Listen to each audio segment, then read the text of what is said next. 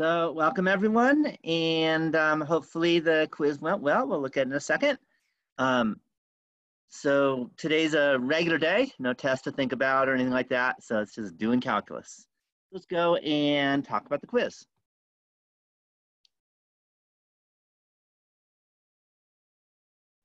Okay, so here's the quiz. And as you shouldn't be too surprised, I asked you to find derivatives. I told you that's what this class is all about. So let's start out with the first question, which is if f of x equals x squared over x minus cosine of x to the 3/4, find the derivative f prime of x. So I said something about this before. When you have a quotient and you have a power in the denominator, what's the easiest way of handling this?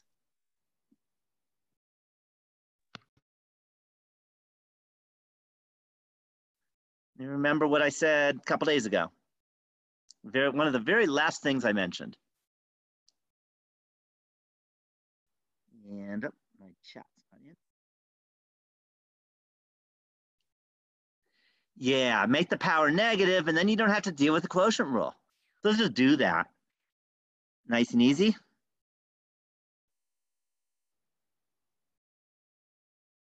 So it's just x squared times 1 minus cosine of x to the negative 3/4. And that's a lot easier to deal with than a quotient. So now we still have work to do. So now to do the work, what rule must we use? Well, we have x squared times x minus cosine of x to the negative 3/4. So there's going to be a combination of the product rule, because we have x squared times something, and the chain rule, because we have a function x minus cosine of x to a power. So let's go ahead and use the product rule. So I'm going to put an f prime in here, and let's start taking the derivatives. And what I like to do is I'm just going to copy, paste, and remember the product rule says you take the derivative of the first, and you better all know what the derivative of x squared is. It's kind of one of the most common derivatives. What's the derivative of x squared? 2x. Yeah, 2x. And then plus the first, which is x squared. And now we got to take the derivative of the second. And remember, to take the derivative of x minus cosine of x to the negative 3/4 power, we use the chain rule. So we start out with the inside, and we take the derivative of the inside. What is the derivative of x minus cosine x? It's supposed to be pretty easy.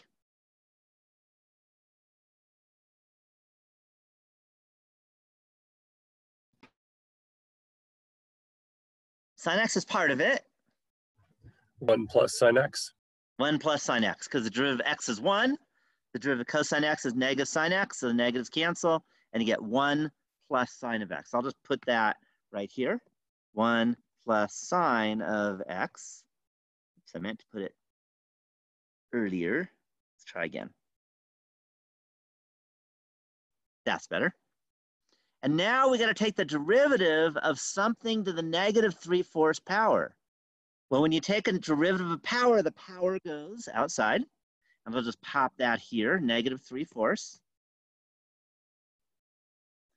And then you subtract 1 from the power. What's negative 3/4 minus 1?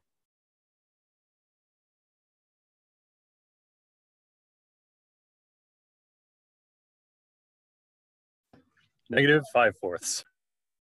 Not quite. Negative 7/4.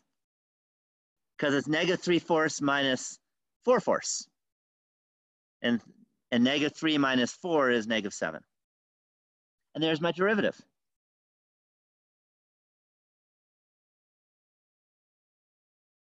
Any questions? Any questions on part A? Yeah, I have a question.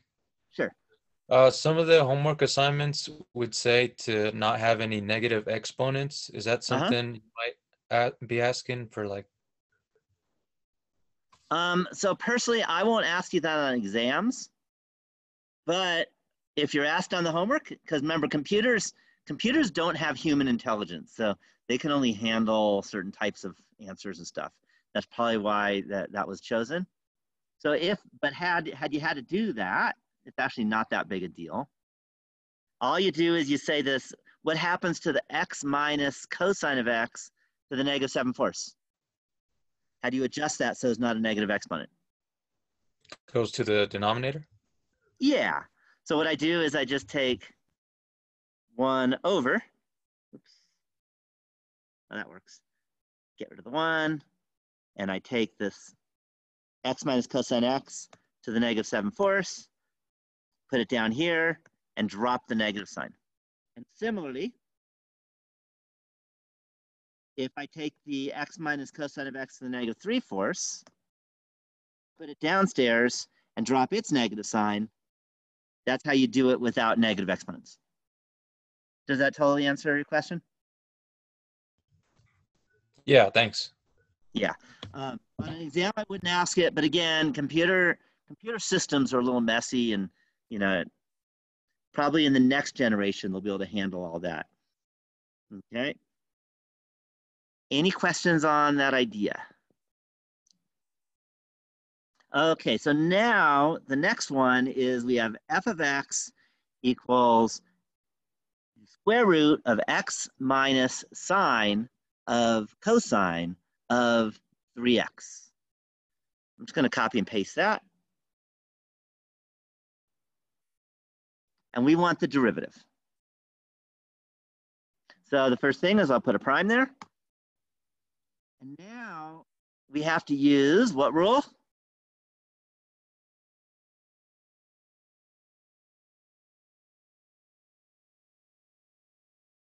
What's the rule? Not the power rule yet, the chain rule. The chain rule. Okay. Yeah, so this is being recorded, so just let you know if you had to leave and come back or whatever, you can always watch this later too. So we're going to use the chain rule, and it might help to take this root and turn it into an easier calculus way. And how do I change it to make it calculus, to make it easier in calculus? So a square root becomes what power? 1/2. Yeah, 1/2. Makes it a little easier to see, I think. Whoops, not 1/5, 1/2. Any questions on that? Okay, so now we need to take the derivative. I wrote f prime, but I'm not there yet. But it makes it a little easier because I can really kind of see that power rule happen when it happens. I like to start with the inside, but we need to take the derivative of x minus the sine of the cosine of 3x.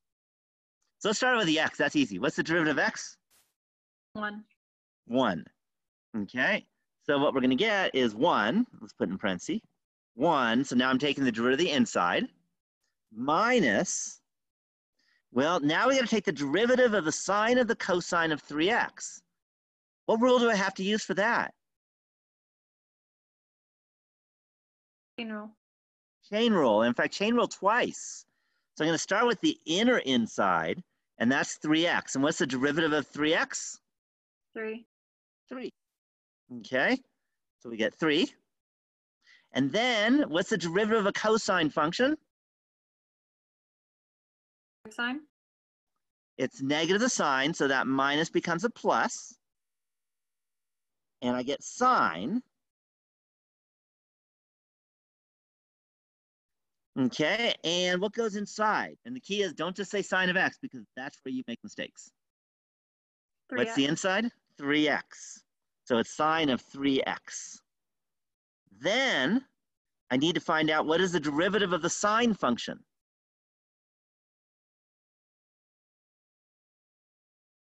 You should all know that by heart.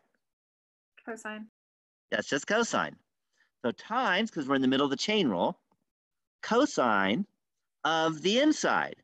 The inside is cosine of 3x. So it's the cosine of 3x. Okay. I just took the derivative of this inside. Any questions on that? Why Okay, aren't now, you huh? on the last one? Why aren't you doing the derivative of negative sine? I don't know if you noticed, but I had a 1 minus, Yes. and then so that minus was there. That was in the negative. Yeah. And then when I took the derivative of the cosine, I got another negative, and that's why it became a positive. Okay. So the important thing is you keep track of how many negatives you have. You have one negative from here, and then one negative from the derivative of the cosine is two negatives, and that's why it's a positive. Okay. Is that totally clear, or do you have more questions on that? I might have to talk to you a little bit later on that. Okay. And again, it's chain rule, and there's a long chain of things to do. We're not even done yet. So if you miss one little piece of it, you can get lost on the whole, if a link of your chain, breaks and you're rock climbing, it's a bad day for you, right? Even if it's just one little link. So make sure that, you follow along and ask questions as it goes so that I can help you out. Okay, now we're into the derivative of the power rule. Now we have a something to the 1/2. And when you have the derivative of something to the 1/2, that's 1/2 times a something to what power? Negative 1/2. Negative 1/2, and that's the answer.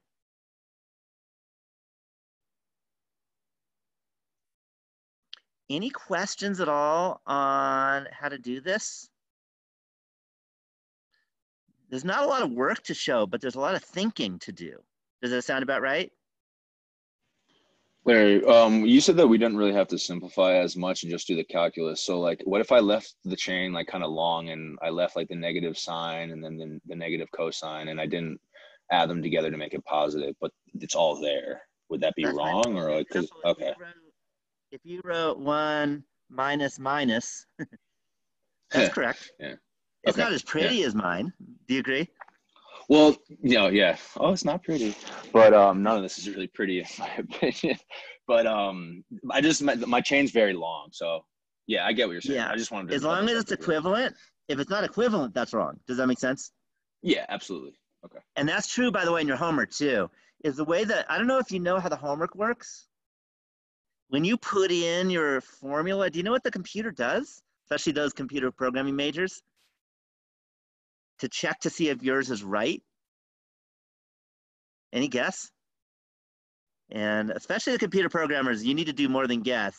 You need to learn from this because you're going to be doing this kind of stuff. Okay, what it does is it randomly selects 100 values. It might be something around 100, it might be 1,000. 100 values of x. It plugs in the 100 values of x into your answer, and it plugs in the 100 values of x into the correct answer.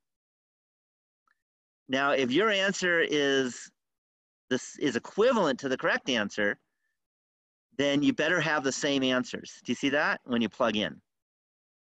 Because it turns out simplifying is really hard with a computer. Plugging in is actually not that hard.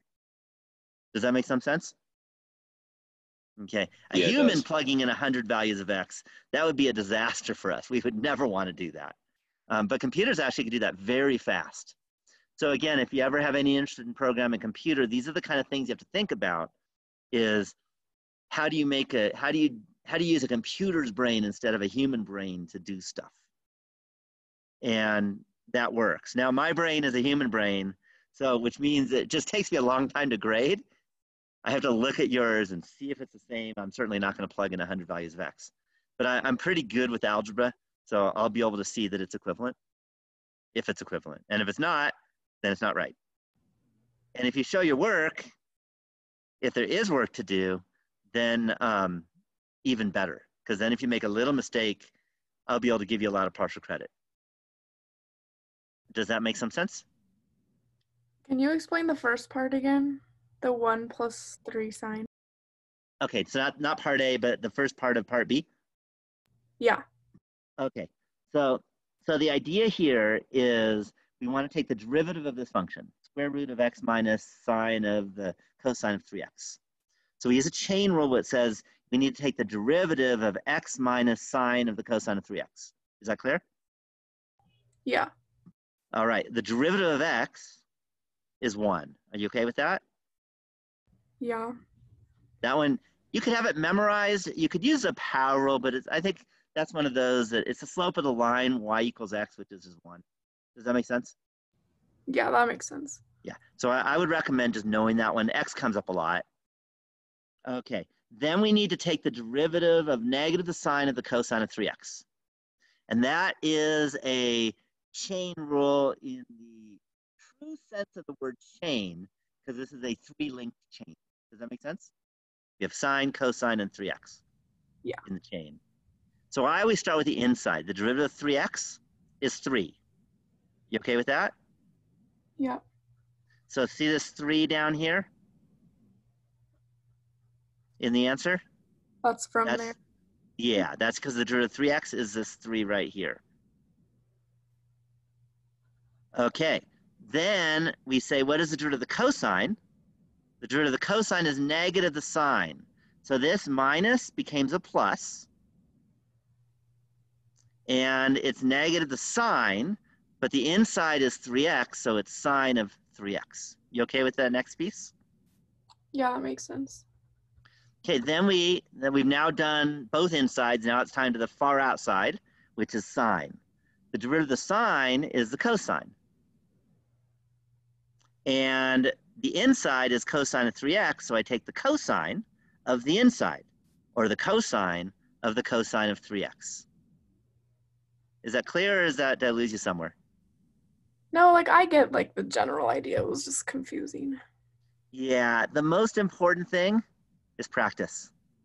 And then you Okay. just leave it again. That's what the second one is. The second one, well, it's not quite left because remember the square root is a 1/2 power. So I Yeah. use the power rule. So the 1/2 goes outside over here, the very beginning. Okay. And then 1/2 minus 1 is negative 1/2. And that's why the 1/2 power becomes a negative 1/2 power. All right. Thank That's you. the power rule. So you're noticing that we use all the rules. Okay. The power rule, I'd say in order of importance, power, chain, product, quotient, in order of importance. Okay, know those. And not just know them like the idea of them, but practice them so you hardly even have to think when you do it. Because we're going to be doing it a lot for the rest of the entire class, by the way. This doesn't go away. Any questions on that? Okay, so again, if you know how to do all this stuff, this isn't that hard. If you don't, then it's impossible. And quizzes, I hope you're getting there. The point of quizzes is for learning. It's not for me giving you a course grade. Okay, I give you points because if I don't give you points, you may not pay attention. But there's almost no points on quizzes. So you shouldn't stress out about your grade if you get missed points on quizzes. What you should stress out about is that you didn't practice enough, and it means you need to practice more so that you can get good before the next exam. Does that sound reasonable? And if you can't take derivatives, it will not go well for you because most of what we're doing for the next exam is taking derivatives. Okay, we'll be doing using the derivatives too. Any questions at all on the quiz before we move on and talk about inverses? Okay, let's go to inverses if there's no questions. And let's look at inverse. I'm going to do a nice simple example first. We're going to do algebra. Okay, not even calculus. We'll get to calculus, I promise, since this is a calculus class. But let's suppose. Let's make it bigger.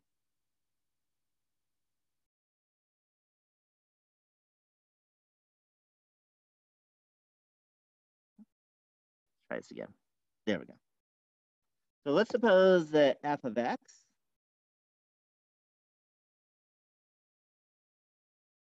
equals 3x minus 7.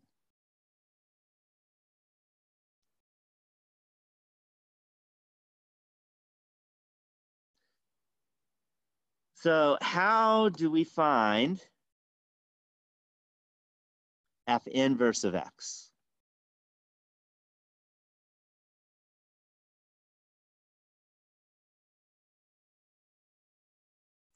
Again, this is a review. This is not calculus. This is very much pre-calculus, which you're responsible for knowing. But just in case you haven't thought about it in a while, I want to make sure that you've got this down. What's the process? Okay, I'm not what is F inverse of X, but what is the process when you're given a function to find F inverse of X? What's the first step in finding F inverse of X? Very first step. Yeah, we switch X and Y. So let me write that down.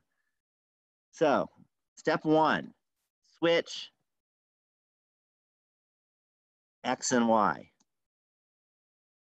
So in this case, we would write X equals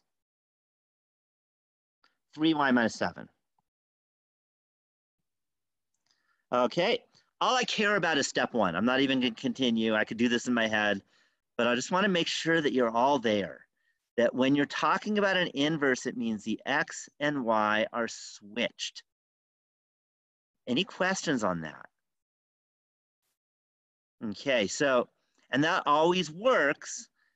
Step two is actually usually the hard step. What is step two, by the way? In this example, it's not so hard, but there's other examples, it's impossible. Yeah, solve. Okay, so for example, if I gave you f of x equals x minus the sine of x, you switched x and y and I said go solve, you would just tell me where to go is what you would do, because you can't. So I want to let you know that step one you can always do, step two is a maybe. But I want to make sure that you know about step one. All right, so let me ask you something. So let's consider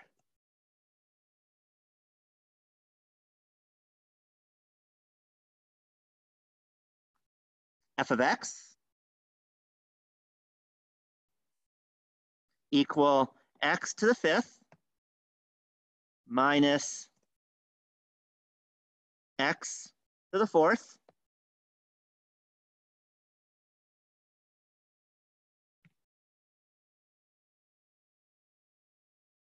plus x plus 3.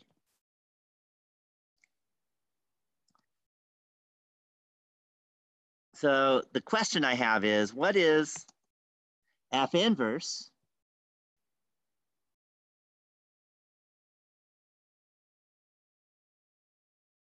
of 3?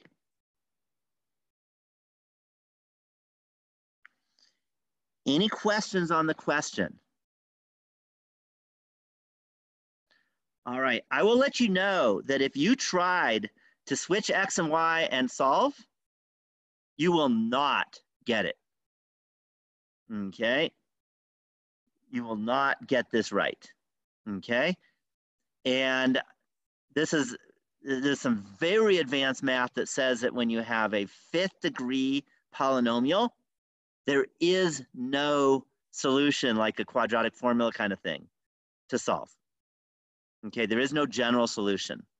Okay, not in what's called closed form. So the answer is you can't do this by switching x and y and then solving. So instead, what you do is you say a prayer and hope you get lucky. And you say, are there any possible values that might work that are nice? What's the easiest number possible in the whole universe?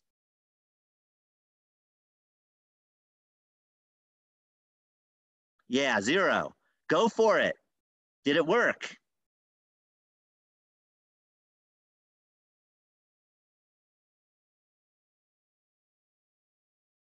What happens if you plug in 0?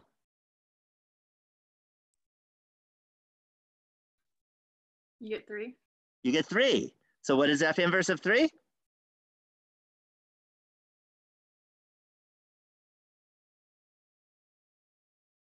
should all know. 0.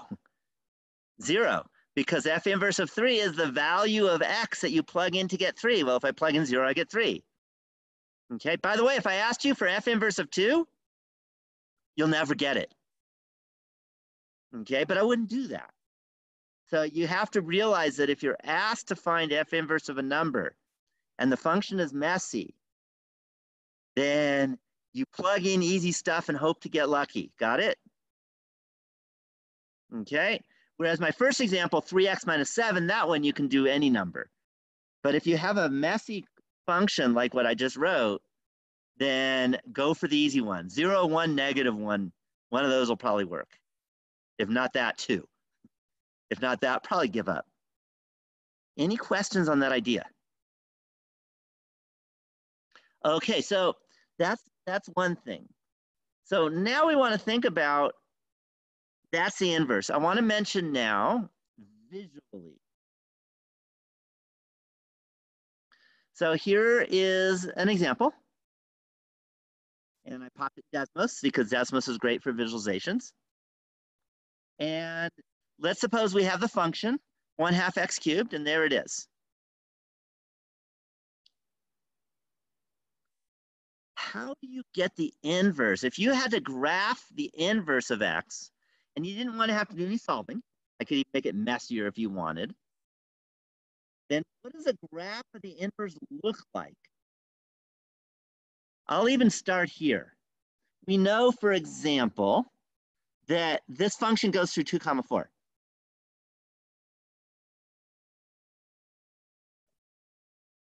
What if I tell you the function goes through 2, 4, what does the inverse go through?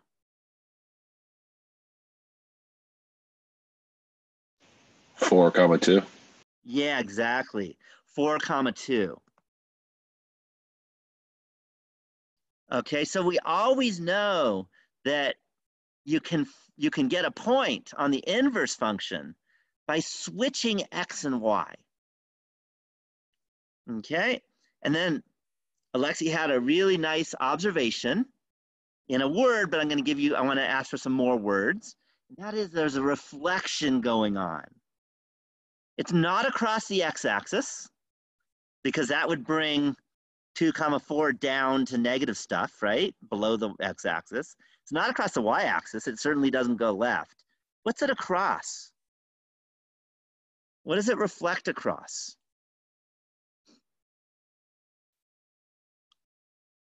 Yeah, it reflects across the line y equals x.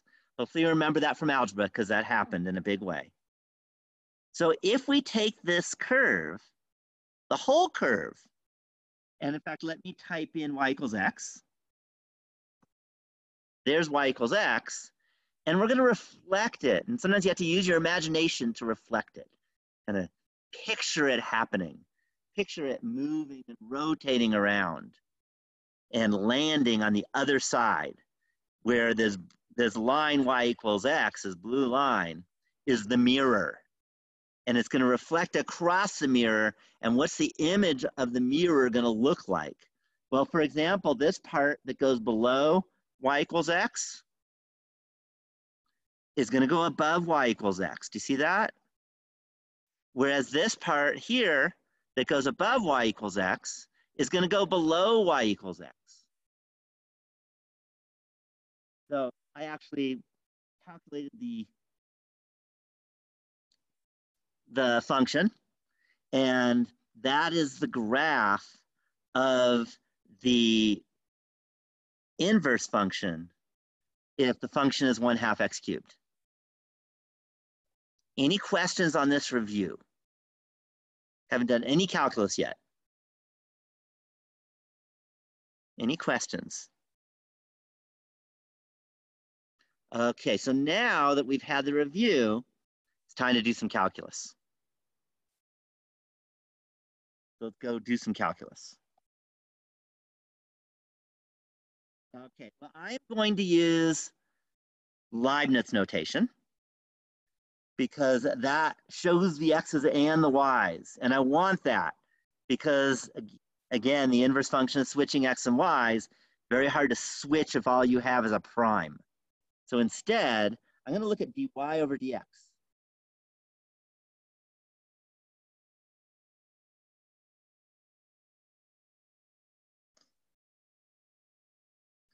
And I'm going to think what I want now is I want the inverse. Well, if I want the inverse, what does dy over dx become? Given step 1 of finding the inverse.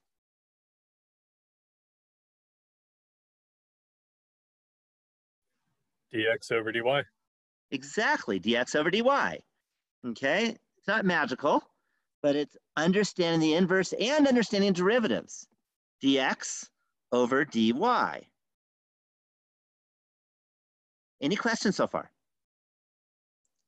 The problem is dx over dy so far is meaningless. We've never had a dx over dy. Any questions on that? But here's what we can do.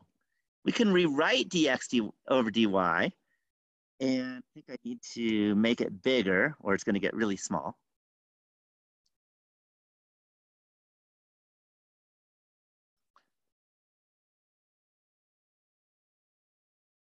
I can rewrite dx over dy as follows. I can think of it as 1 over dy over dx.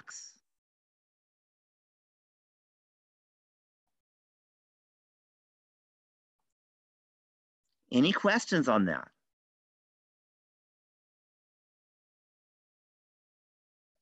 Is that clear?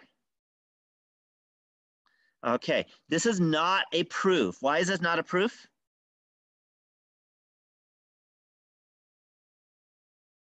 And I mentioned it last time, actually. There's no limit. There's no limit.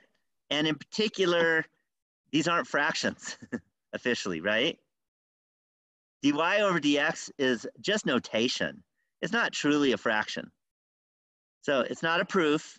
So what I'm going to do is I'm going to delay the proof until Friday.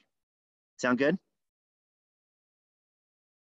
And we're going to be able to prove it using something called implicit differentiation on Friday, but Friday's all about that, so it's too early to go into the proof. But I think it's a nice convincing argument that this works. All right, but there's some issues. Let me tell you another issue. What's wrong with writing this as 1 over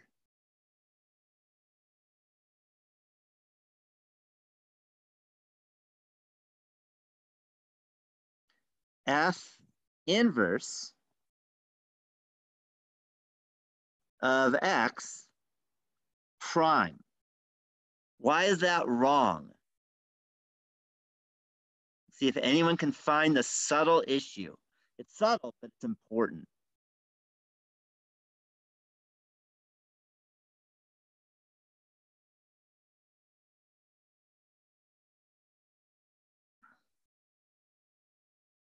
Any thoughts?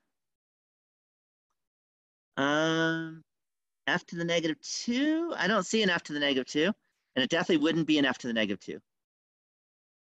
And it wouldn't be a double prime either. Is it because you're still asking for the inverse of x? Or Maybe, but I'm not sure exactly what you're saying. It's subtle and it's a very easy fix. And it's not the exponent and it's not the prime symbol. Okay, no, fractions are fine. All right, let me ask you. I went from dx dy, and then I went to I went from dy dx and turned it into dx dy. What did I do there? What was that first step?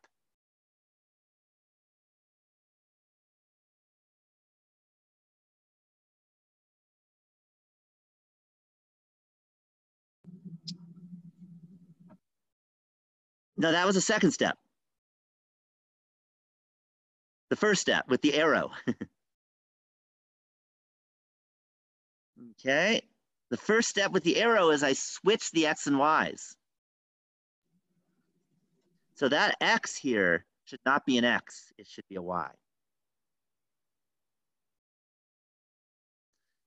But y is f inverse of x.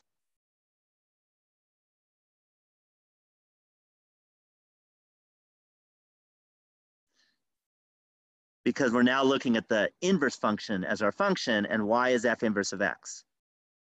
So that is the issue. The issue is, no, we're not plugging in x. We have to plug in the inverse function of x. Any questions on it? Okay, and it turns out that's going to be often the hardest part of the whole thing, is to find f inverse of x. So sometimes you can't, and even if x is a value, sometimes you can't. If you can, and x is a value, then I promise you it'll be nice. So go for the 0, -1, and 1, and hope one of those works. If not, then look to see if there's something nice, an easy way of finding it. Any questions at all on this formula? Any questions? Okay, is this a proof?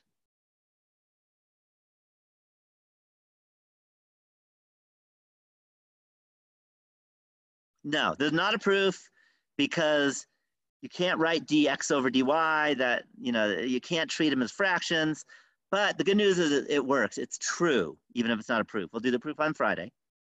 And it's a formula you want to memorize. So if you want to take the derivative of the inverse function, it's 1 over it's 1 over, oh, I'm sorry, it's not f inverse, it's f. It's 1 over f prime. I think it's easier to even write it this way. It's 1 over f prime of f inverse of x. Larry, that's what I was talking about. Oh, sorry about that. Yeah, it's 1 over f prime of f inverse of x. And notice you can't cancel the f and the f inverse, because there's a prime in between. Because remember, the f of f inverse of x is just x. But f prime of f inverse of x is not just x. That means there's work to do. All right, that is the way to look at this algebraically. Now let's look at geometrically. Okay, so here's our picture.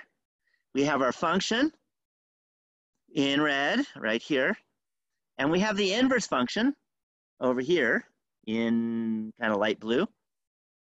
And now let's take a look at this point.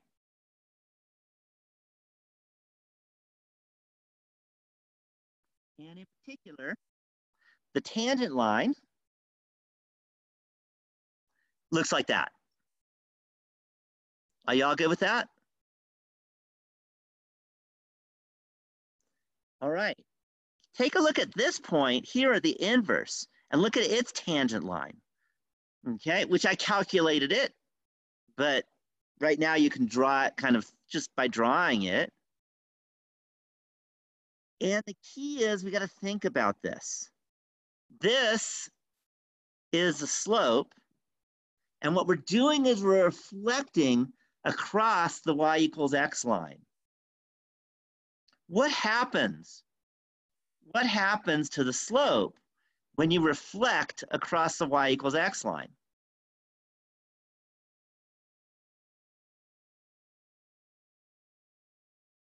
And the idea is, here, we're looking at the rise over the run.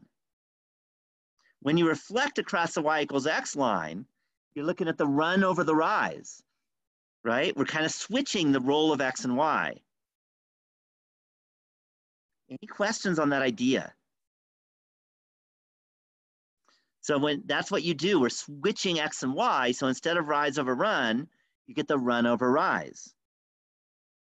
And that says that it's the reciprocal. Okay, but it's the reciprocal, but we're not plugging in the value of 2. We're going to plug in the value of 4, because over here, our value for x is now 4. It's not what we started with at 2. Have I lost anyone on that geometric idea here? So that's the picture of the derivative of y equals f inverse of x. We have the line reflected across by taking the reciprocal, but we're plugging in, but we're reflecting the x and y also. So it's reciprocal evaluated at x equals 4 instead of x equals 2, because the x and y are switched. Any questions on the idea here?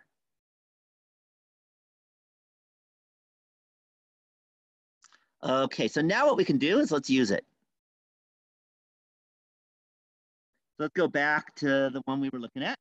This is f of x equals x to the 5th minus 4x plus x, x to the 5th minus x to the 4th plus x plus 3. So now the question is, what is the derivative, d over dx,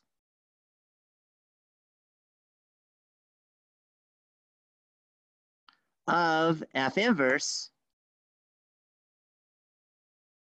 evaluated at x equals 3?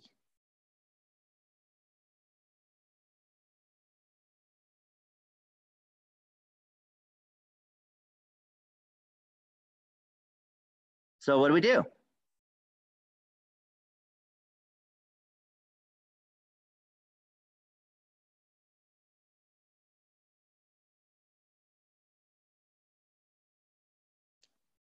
Any ideas?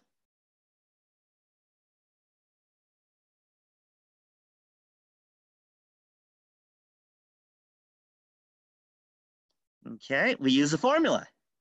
And it says you take 1 over. I'm just going to follow the formula. I'm just going to read the formula and do it. So 1 over. And the idea is I have f. F prime is not hard at all. Do you all agree? I'm hoping you can do it. What is f prime? So let's do f prime of x.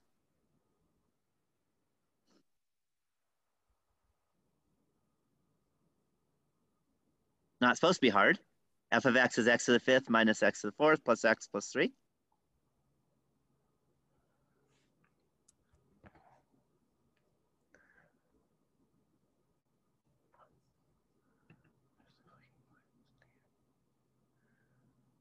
Yeah, 5x to the 4th. Just using the power rule. It's not even any fancy stuff. No quotient rule, no chain rule, just easy. And then minus 4x cubed plus 1. At x equal what number? And this is where people make the big mistake.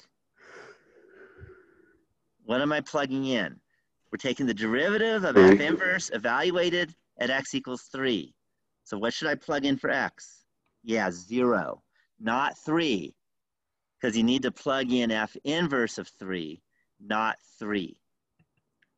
And f inverse of 3, I already answered that question, was 0. And I'm hoping all of you can do this in your head. What happens when you plug in x equals 0? 1. You get 1, right? 1 over 1, which is 1. And there's the answer. Any questions at all? Any questions at all on finding the inverse, finding the derivative of the inverse of a function evaluated at a number? Okay, just let you know, if you tried to solve so that you can find the inverse first and then take the derivative, good luck. It'll never happen. Okay. Just let you know, I read when I was in graduate school, it was about a 250-page book on the formula for fifth-degree polynomial inverses. The last 150 pages was the formula. And it involves stuff that you've never seen before, functions you've never seen. So the point is, it can't happen. Okay, it can't happen with any function that you've ever seen. So you have to use these theorems. If you don't use the theorems, you can't do this. Got it? Any questions at all on this example? All the examples basically look similar, but now I'm going to do what's kind of the most important kind of inverse functions. And I'm going to do that by example.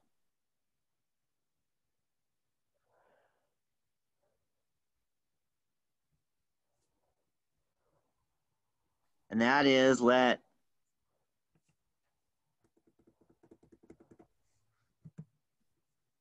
do it this way. Didn't like my downsizing. There we go. So let f of x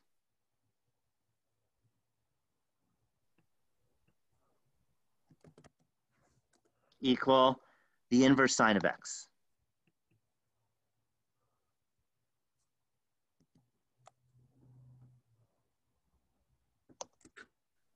Find. All right, in this class, what are we always trying to find? Derivative. Yep, find the derivative.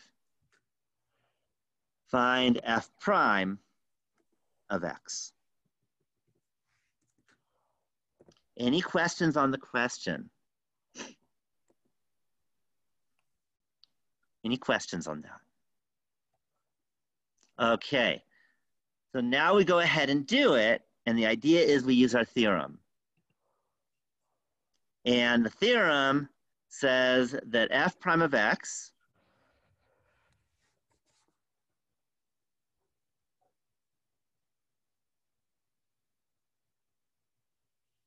is equal to 1 over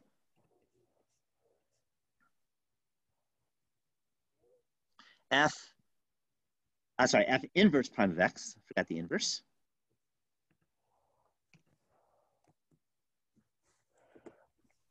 By the way, it looks a little weird to write f inverse with the prime. I want to do this to kind of show you how weird it looks. Do you agree that looks a little strange looking? So that's why I like Leibniz notation, because that doesn't look as bad. So I'm going to write it as d over dx. D over dx of f inverse of x is equal to, well, according to our formula, it's equal to f prime. Okay, well, when we're talking about f prime, well, the inverse is the inverse sine of x. That comes from the sine of x. What is the derivative of sine of x? Cosine of x. Cosine of x. But we don't put in x because the formula says don't put in x. Put in f inverse of x. So we need to put in the sine inverse of x.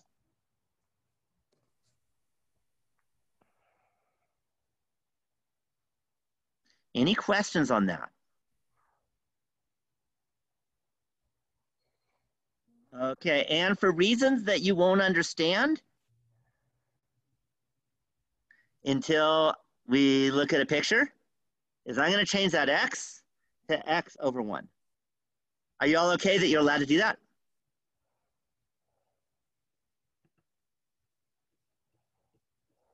Hopefully you're okay with that. Okay, and again, I don't expect you to know why I did it, but you all believe that you're allowed to do that, right? Okay, here's the reason.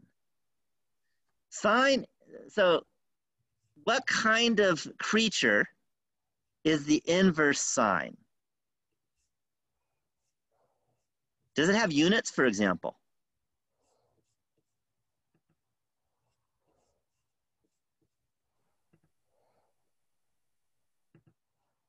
Yeah, what are the units of the inverse sine of x?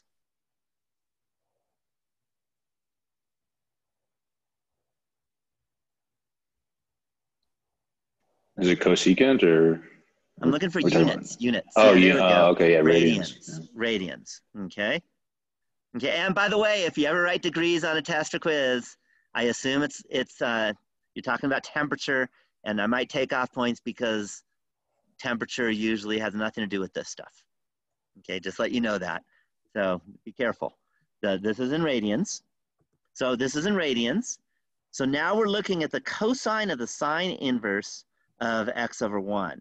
Well, if we look at the sine inverse of x over 1, then that's going to be an angle.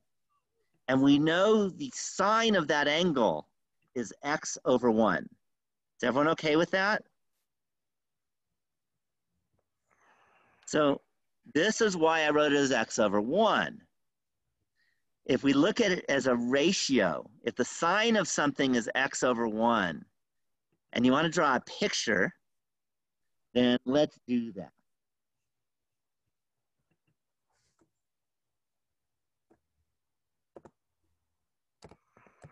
So I'm going to draw a picture, and now we're talking trigonometry. What's the standard picture in trigonometry?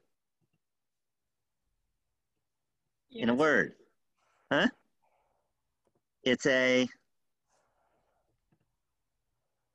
right, it's a triangle. In particular, it's a right triangle.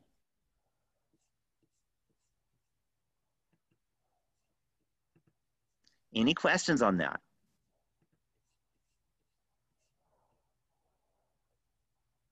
Okay, so there's my right triangle. And what I want to do is I say, well, I know the sine of that angle. Let's call this the angle. Let me draw it.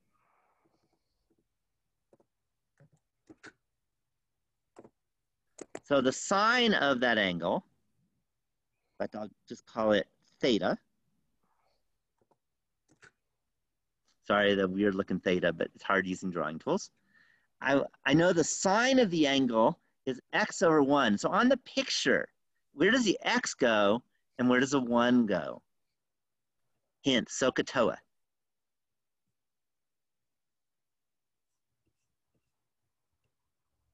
So where does the x go first? The opposite side. Exactly, the opposite. So over on the opposite, I'm going to put an x. Where does the 1 go?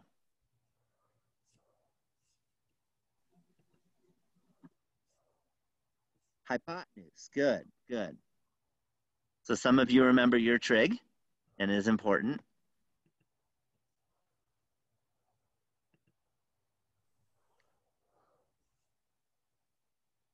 Any questions so far?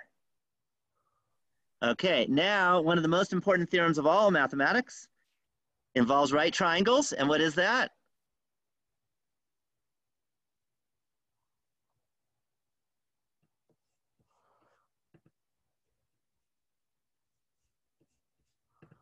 Yeah, Pythagorean theorem.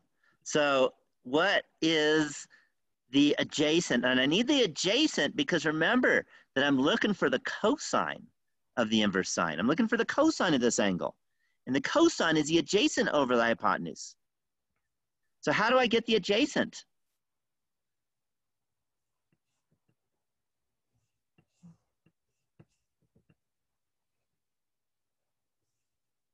I use the Pythagorean theorem, and that's going to be the square root of 1 minus x squared.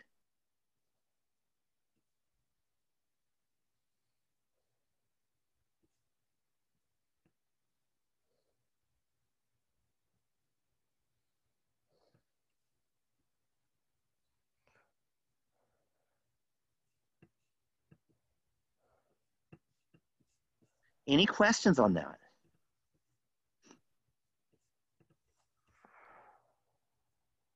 Okay, a lot of trig, but I did warn you about this class. There's a lot of trig in this class. All right, so we need to find the derivative. Let's put it here so we can see it. Where'd it go? There it is. I think it's a little too big.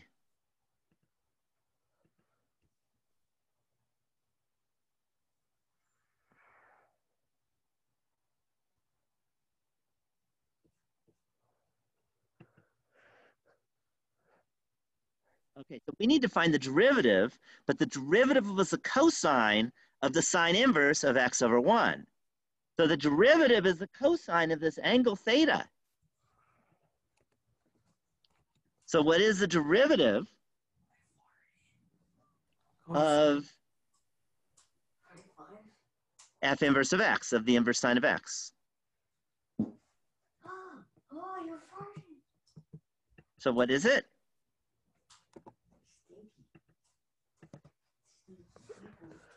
So how do you find the cosine when you have a triangle? Hopefully you all know how to do that.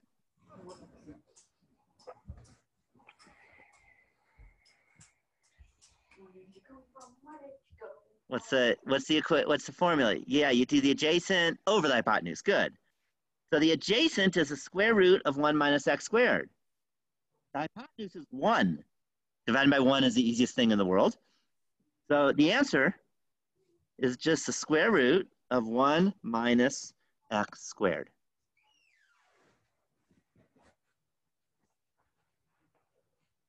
And that is the derivative of the inverse sine of x. Any questions at all on that? Now, to me, the amazing thing about this is that you start out with this trig function, inverse sine of x, take a derivative, and there's no trig. It's a square root of a polynomial.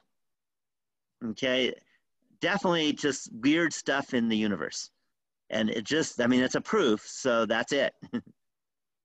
Okay, you're not allowed to question it because math, when you have a proof in math, then it is what it is. Okay, so the derivative of the inverse sine of x. Oh, I'm sorry, do you know what I forgot? The 1 over. So, because it was 1 over that. Is 1 over the square root of 1 minus x squared.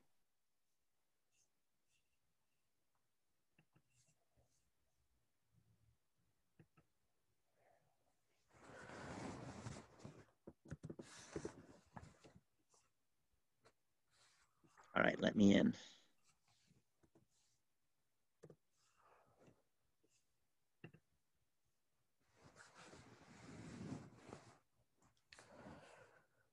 There we go. And there's the derivative of the inverse sine of x. In fact, I'm going to take this f inverse of x, turn it into an inverse sine, because that's what we really want.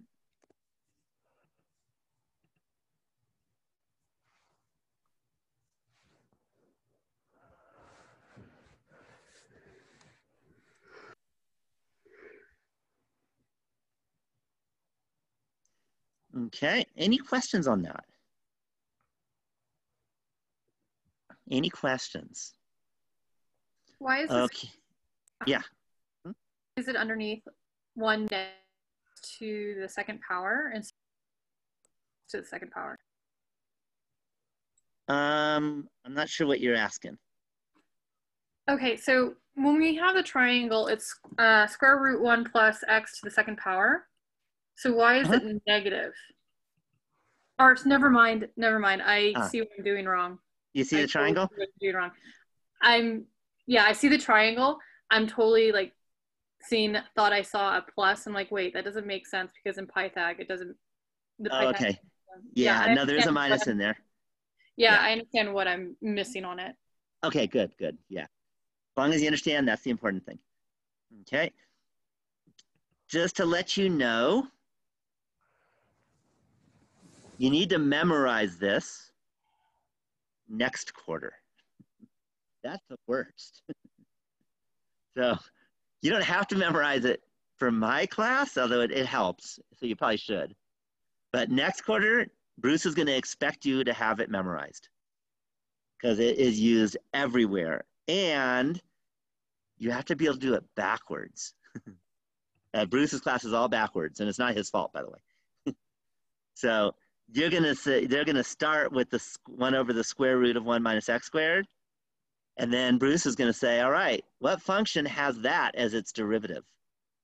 And you're going to have to be able to tell Bruce that it's sine inverse of x.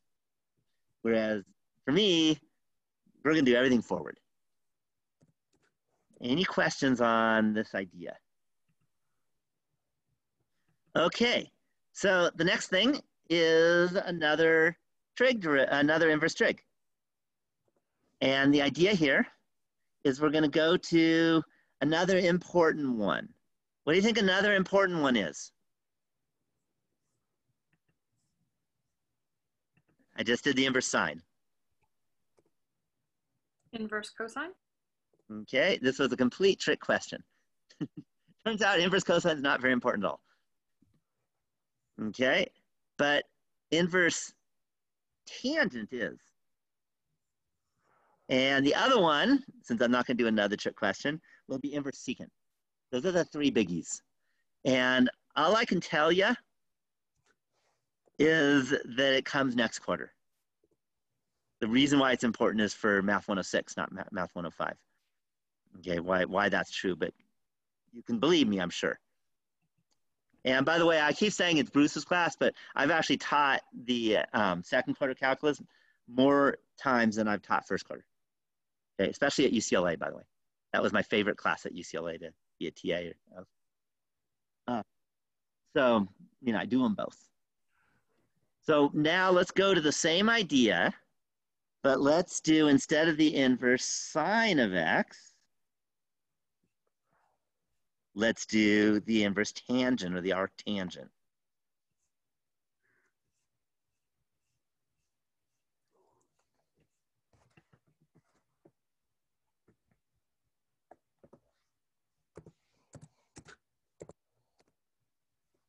Any questions? Any questions? All right, well, it's going to be similar. Okay, we're still going to have the inverse function relationship. So we're still going to have a 1 over, because that doesn't change. That's still the equation for inverse functions of the derivative of the inverse. But now it's going to be the derivative of the tangent of x evaluated at the inverse tangent. Who remembers the derivative of the tangent of x? And that was one of those I told you had to memorize. Secant squared to the x? Yep, secant squared. So that's going to be the secant squared. But we're not going to plug in x. What are we plugging in? Because now we're doing the derivative of an inverse function. Tan inverse of x? Yep, tan inverse of x.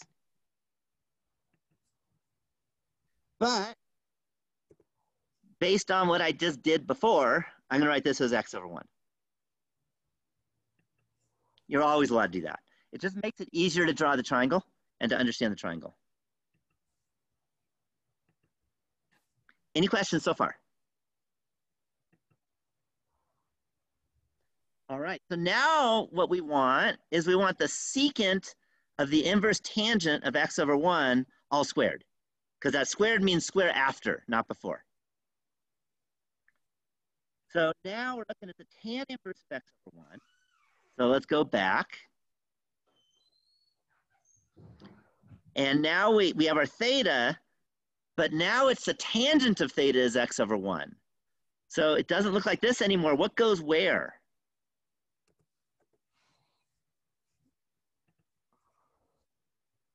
If the tangent is x over 1, where does the x go and where does the 1 go? X goes onto the adjacent side, and then the 1 goes onto the opposite, or backwards. So tangent is the opposite over the adjacent. SOHCAHTOA, T-O-A.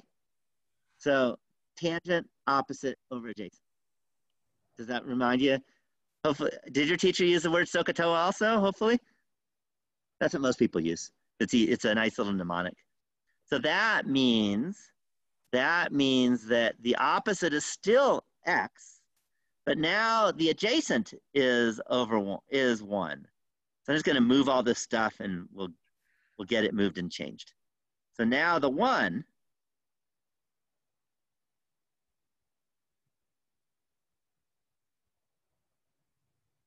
is the adjacent.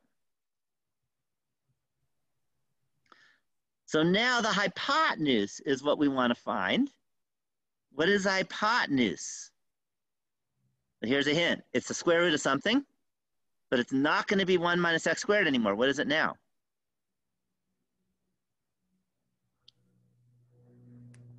1 X plus squared plus 1. Yeah, 1 plus x squared or x squared plus 1, however you want to write it. Traditionally, for calculus, we're going to be writing as a 1 plus x squared. It's not wrong to say x squared plus 1. They're the same.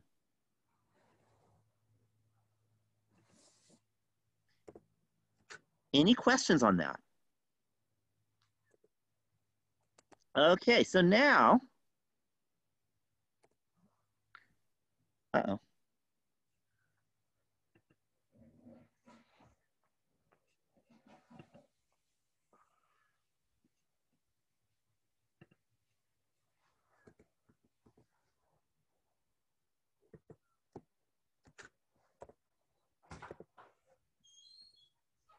Okay, well, here's the triangle. So let's take a look at it. And all of a sudden, it's not letting me save it. But we can look at it. We want the secant of this triangle. So what is a secant? Who remembers what the secant, what the definition of the secant is? 1 over cosine. Yes, 1 over the cosine. And the cosine is the adjacent over the hypotenuse.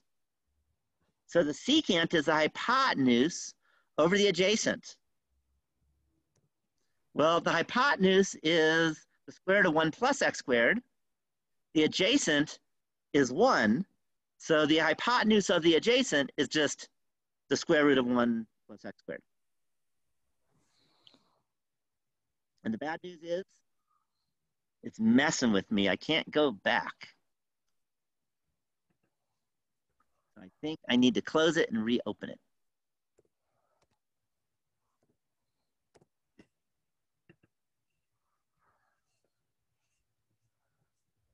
It does that sometimes when you edit a picture. It's a bug, I think, with Google. Maybe I should let them know.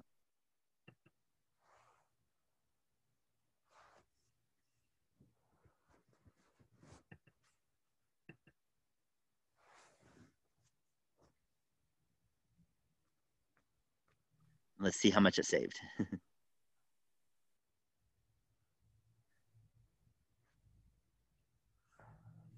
Okay, yeah, I didn't like the picture, but we just did it. So what we now know is that the secant was the square root of 1 plus x squared. We want the square of that, and this is easy. What is the square of the square root of 1 plus x squared?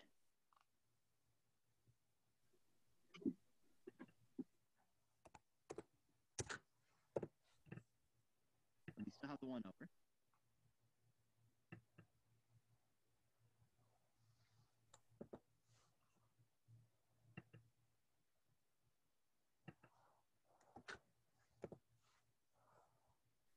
Except it's not.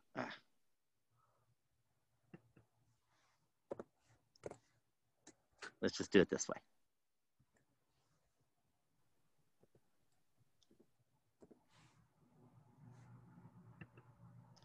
So what's the square of the square root of 1 plus x squared? It's an easy question.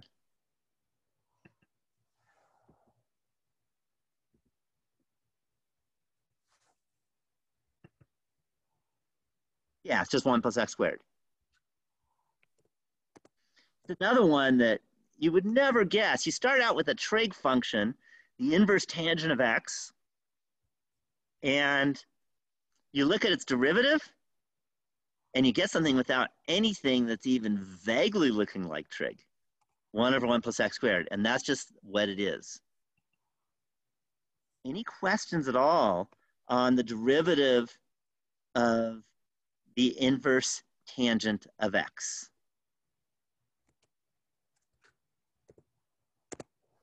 Okay, the third one that's important. Again, you'd never guess. I already told you that the cosine is actually not that important. And we'll see that. I think I'll show you that to you on Friday. But the third one that's important is instead of d over dx of the inverse tangent, how about d over at dx of the inverse secant?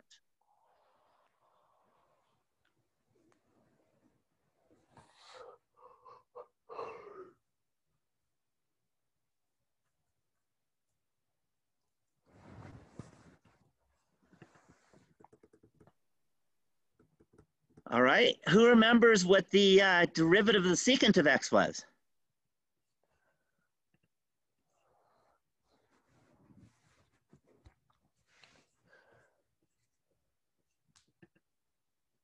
Yeah, secant tangent. But let's not say x anymore, because it's going to be secant of the inverse secant.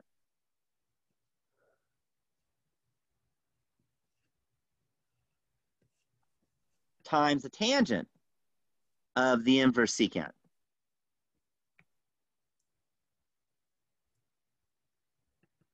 Of x. Any questions on that? All right, just a note is, what is the secant of the inverse secant of x?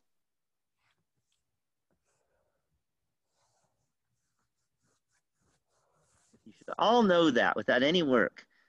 It's not 1. You know it's simple, but it's not quite that simple.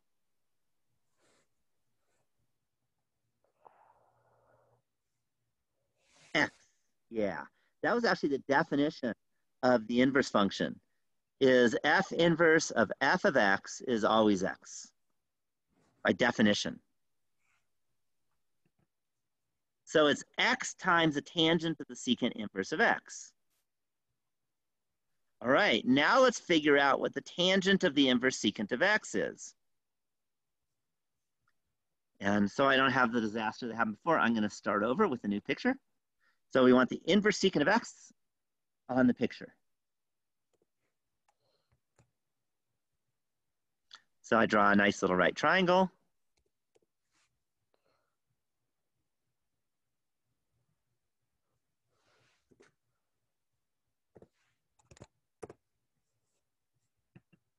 And the secant, the secant of x over 1, where does the x go and where does the 1 go? Remember, the secant is the reciprocal of the cosine. That's a hint.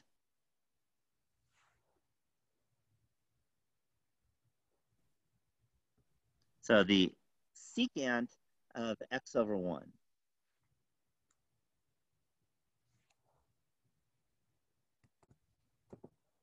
Or the inverse secant of x over 1, where's the x, where's the 1?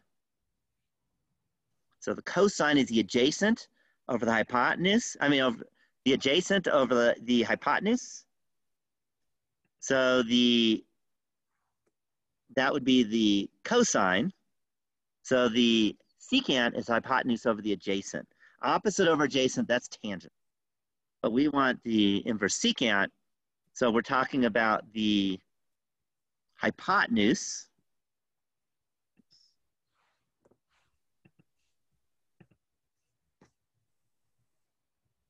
will be the x, and the 1 will be the adjacent.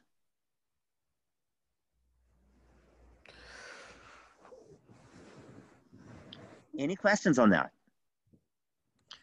All right, Pythagorean theorem. Oops, that was supposed to be a 1.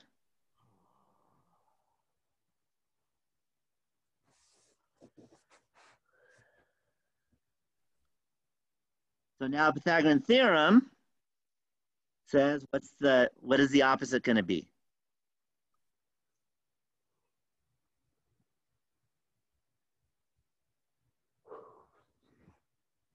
And that's right, SQRT, it's easier. So it's the square root of?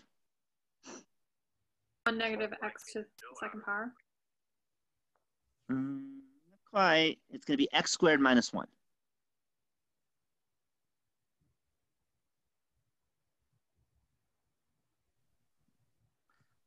Okay, and the reason for that is if you square the square root of x squared minus 1 and add 1, you get x squared, take a square root, you get x. Right? Or another way, we know that x squared minus 1 squared will be the opposite. So that means the opposite squared. So the opposite will be the square root of that. All right, we're almost there. We want the tangent of that. So the tangent is the opposite over the adjacent, which is the square root of x squared minus 1. So now I can just rewrite it.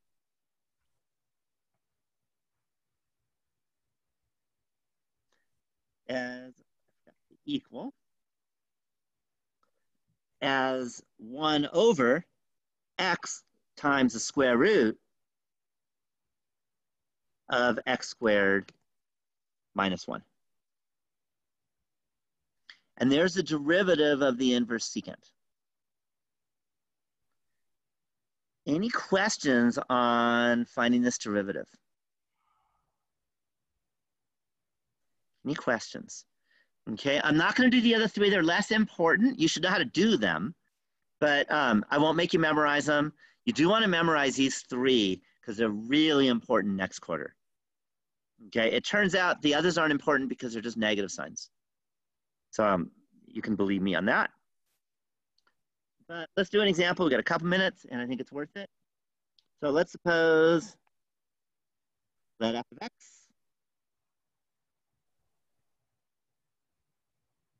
equal, how about the sine inverse of 1 minus the square root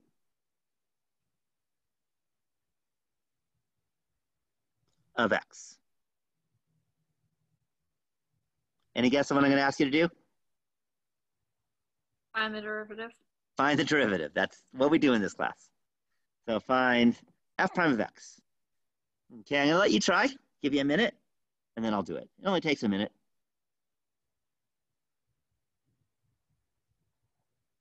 Larry, could you scroll up really quick? I didn't finish writing down the answer to the tangent. Yeah. Okay.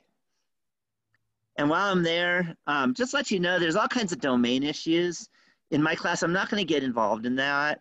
But remember that you need to pass a horizontal line test to be able to have an inverse.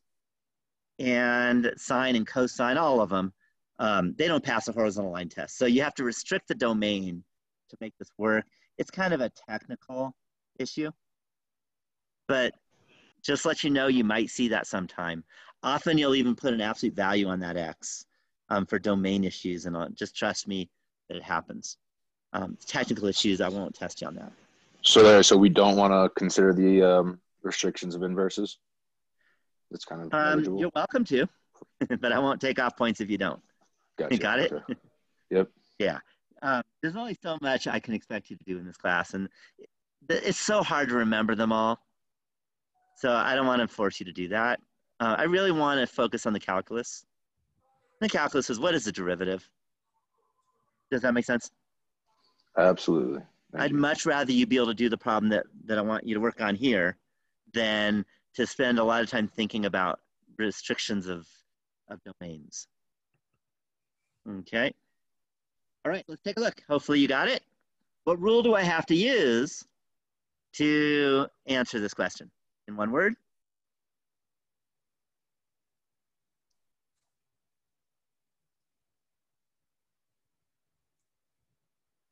Yeah, the chain rule. So that means I'm going to start with the derivative of 1 minus the square root of x.